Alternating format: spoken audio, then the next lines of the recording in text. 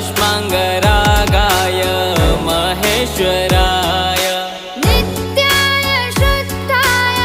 दिगम्बराय तस्मै नकाराय नमः शिवाय